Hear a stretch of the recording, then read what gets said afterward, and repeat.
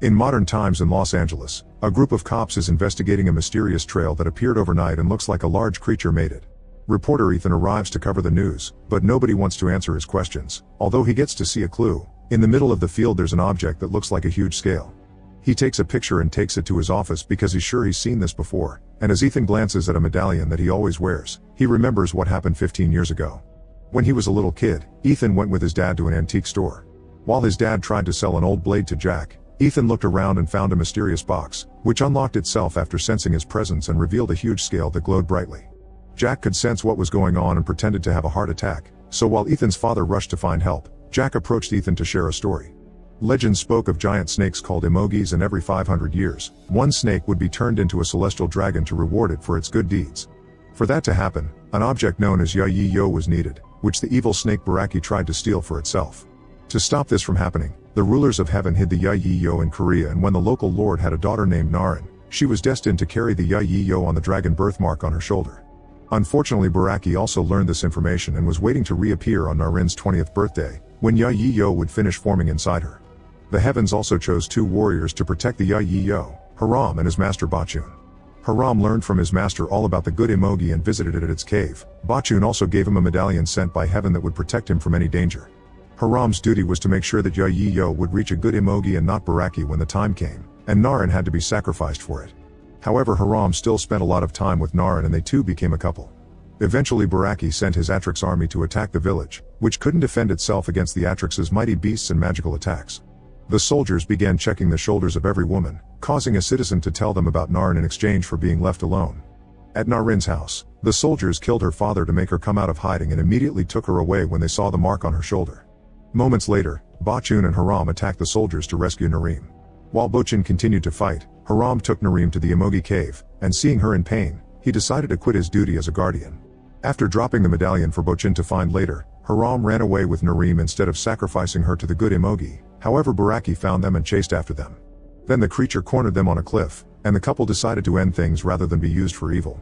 After the story was over, Jack gave Ethan the medallion and explained the boy was the reincarnation of Haram while he was the reincarnation of Bachun. This was their second chance to fulfill their duty, so Ethan had to find a girl named Sarah, who was the reincarnation of Naren and also was born with the dragon mark.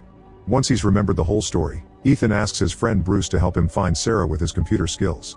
However, Bruce explains it'll take him a while because there are hundreds of girls named Sarah with shoulder tattoos.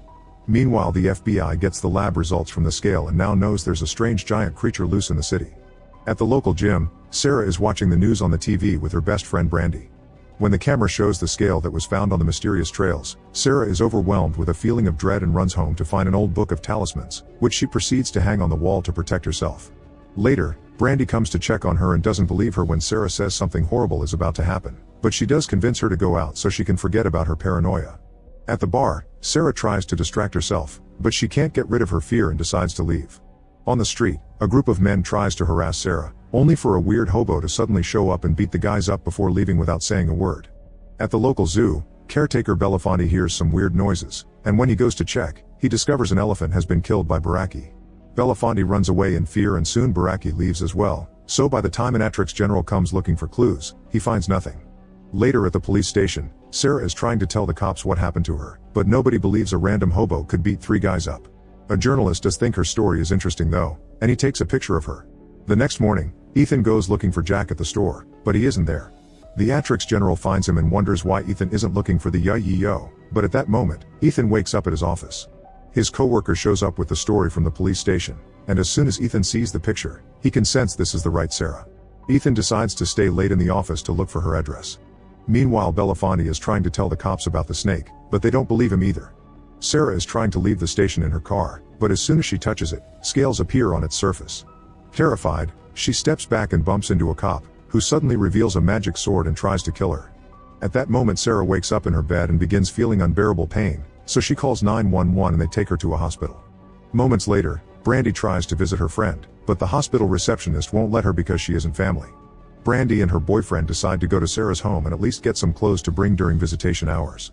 Suddenly the whole house begins shaking, and when they go outside to check, they find Baraki roaring at them. The couple tries to run away, but they find their way blocked by the general. This gives Baraki the chance to bite Brandy, but it throws her body in the pool when it realizes this isn't Sarah. The next morning when Sarah tries to leave her hospital room, only to discover the door is locked and there's a guard outside. When she begins screaming, security and nurses have to come to calm her down by force. Meanwhile, Ethan finally finds Sarah's profile, but he's suddenly interrupted by a phone call telling him to cover a murder. When Ethan realizes the address is the same as Sarah's, he rushes there and is relieved to see the dead girl isn't Sarah. Then he overhears a neighbor saying she saw a giant snake and that the house owner is at the hospital, so Ethan goes there next. The hospital receptionist tells Ethan that Sarah has been quarantined because the mark on her shoulder may be infectious, which sounds very suspicious. Meanwhile, Belaford is sent to see a psychiatrist, who decides he's crazy. At that moment, Baraki appears at the window and Belaford tries to prove his story, but the snake leaves before the doctor can see it, and Baraki is sent to the mental ward. Back to Ethan, he wonders what to do when he suddenly bumps into a doctor who recognizes him from his stories, saying he's a big fan. The doctor agrees to help him see Sarah and takes him to her room, where he finds her in a shy and scared state because nobody believes her when she says something dangerous is coming. Ethan explains it's already happening, but before he can say more, Baraki begins attacking the hospital. The doctor comes to warn the couple and sends them out through a back exit. Right after they're gone, the doctor reveals to be Jack using an illusion again, implying he had also been the hobo. Ethan and Sarah find Bruce waiting in his car and immediately take off. Baraki tries chasing after them, but the car is faster and leaves it behind. A few miles later, Bruce accidentally hits someone with the car, and Ethan recognizes him as the Atrix general from his dream. The general wants to capture Sarah, so Bruce tries shooting him and Ethan hits him with a piece of wood, but neither can hurt him. Next, Bruce steals the general's sword, but the sword sheath itself because Bruce isn't its master, and the general hits Bruce with a shock of magic. Then he tries to go after Sarah again, only to be suddenly hit by a random car. Ethan quickly drags Sarah into the new car and asks the driver to take them away. Afterward, Baraki decides to summon the rest of his Atrix army as backup. Meanwhile, the FBI starts a meeting to discuss what's going on. Some higher-ups don't want to believe it, but there's enough evidence to indicate there's a mythical monster on the loose, and all the clues lead back to Sarah. Therefore, the agents get an order to capture the girl and terminate her if necessary. They also send a group of soldiers to go after the snake, finding it hiding in a cave. The soldiers open fire, but the bullets do nothing and Baraki chases them out of the cave, where the soldiers are quickly defeated by the general's magic. Moments later, the driver leaves Ethan and Sarah by the beach, asking them to leave town. After they're gone, the driver reveals she was also Jack. Ethan and Sarah go for a walk to discuss the visions they've had and they share a kiss while Ethan thinks about the fact Sarah may have to die for the yo. Next, they go to visit a psychology professor who specializes in extracting repressed memories. The professor hypnotizes Sarah and she begins seeing memories of the day her father died, but then she keeps going back and sees Naren and Haram's story. Suddenly Sarah starts glowing and floating, meaning the yo has finally finished forming. This awakening has been sensed by Baraki, who shows up to start destroying the house. Ethan and Sarah escape in a car, and Ethan calls Bruce to ask for a favor. Moments later, the couple meets Bruce at a cafe, and Bruce confirms he's pulled some strings to get a helicopter for them. He also gives Ethan a gun even if Ethan hates weapons. Afterward, Jack shows up and reminds Ethan he can't change Sarah's fate, so the right thing is to take her to the Emogi cave. Ethan ignores him and drags Sarah out of the building right before Baraki arrives to attack again. Bruce picks the couple in his car, only for Baraki to throw another car at them to make them crash. Ethan and Sarah try to run again and find themselves cornered by Baraki, but at that moment the police open fire on the snake and give the couple the chance to escape.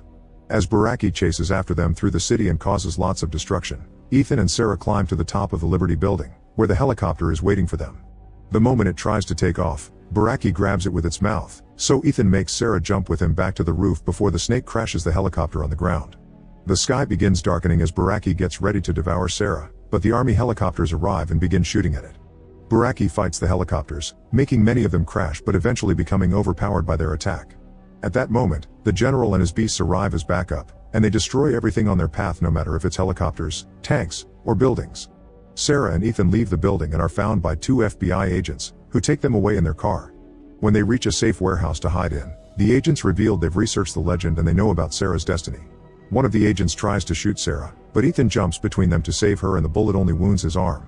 When the agent tries again, his partner shoots first because he's realized killing two young innocent people isn't the answer. Then the agent gives them his car keys and asks them to do the right thing. Moments later, when the couple is on the road, the general's beasts show up and begin shooting fireballs at them. One hits the car and makes it flip, causing the crash to knock the couple out. When Ethan wakes up, he finds himself tied to a pole in Baraki's lair. Sarah is dragged to the altar to be sacrificed to the snake, but right before she can be devoured, Ethan's desperation to save her finally activates the pendant. A bright light from heaven hits the pendant and the whole Atrix army, instantly knocking out Baraki and killing everyone else except for the general. The burning pendant breaks the rope and Ethan runs towards the altar to fight the general, only to get easily overpowered. When the general tries to land his final strike, he accidentally hits the pendant and gets killed by the magic. Baraki wakes up and throws Ethan away before going after Sarah. However, at that moment the good Emogi finally shows up and begins fighting Baraki. As the monsters engage in a furious battle, Ethan wants to take the chance to escape, but Sarah sees that the good Emogi is losing and finally accepts her destiny. She summons the Yi Jiao and sends it to the good Emogi, who instantly wakes up and transforms into a legendary dragon. With this new power, the dragon easily defeats Baraki and kills it for good with a fireball. Afterward, the dragon comes to check on Ethan, who is holding Sarah's unconscious body. The dragon expels the Yi Jiao for a few seconds to transform Sarah's body into her pure essence, and she gets to appear before Ethan to tell him she loves him and that they'll see each other again someday. Then Sarah becomes part of the Yi Jiao and the dragon picks it up to go to heaven with Sarah's tears in its own eyes. Ethan watches them with sadness, and when he turns around he sees Jack's spirit disappearing too as he congratulates him for doing the right thing. Make sure to subscribe and turn on notifications so you can watch more videos like this. Thanks for watching.